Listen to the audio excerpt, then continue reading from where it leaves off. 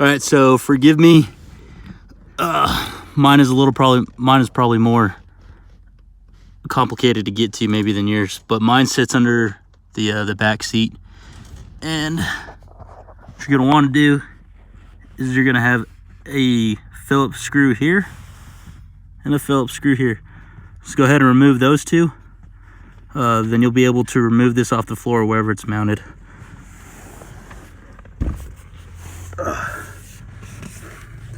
First time when I tried unloosening this, it really wouldn't do anything. This brass fitting is connected to a slide inside. So depending on how your cable is attached to your cab, you might have some of these little cable holders. You're gonna want to remove that, but go ahead and get this sucker removed. Unclip your power wire.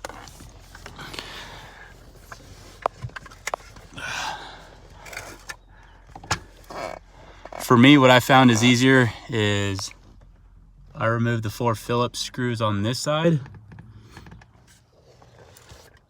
Then you're gonna remove the other 4 Phillips screws on this side.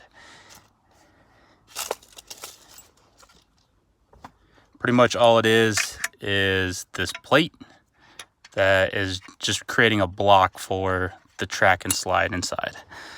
Then on the bottom side, you're gonna wanna remove this slotted screw, these 2 slotted screws right here. And keep an eye that these nuts might twist when you're trying to remove them. So you're gonna wanna use a 3/8. That's what it is on mine.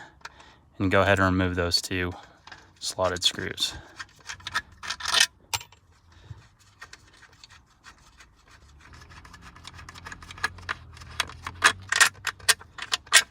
You don't have to worry about anything exploding when you take this apart or like coming apart. Just be cautious just in case. So the motor does come out. Try not to move where the gear is at. I guess have it twist so that way your track stays right. And simply, this will slide out.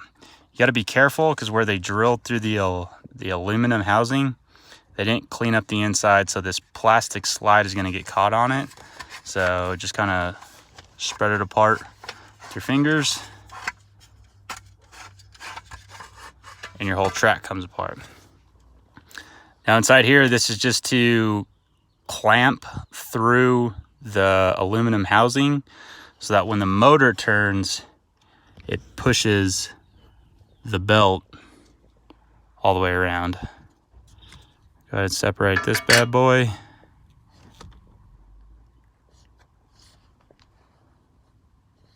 Ooh.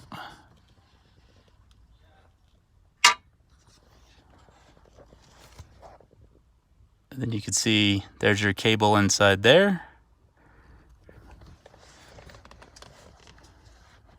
And this whole track will start to slide off. And you can see your cable inside there. So your cable, if you're looking to replace the cable, you're probably gonna have to find your own or make your own size cable that's gonna be able to attach to this. Sorry, it's kind of hard one-handed with all this lithium grease on here. But this track will slide out and then you'll be able to remove the cable from inside. Hopefully this helps, man. I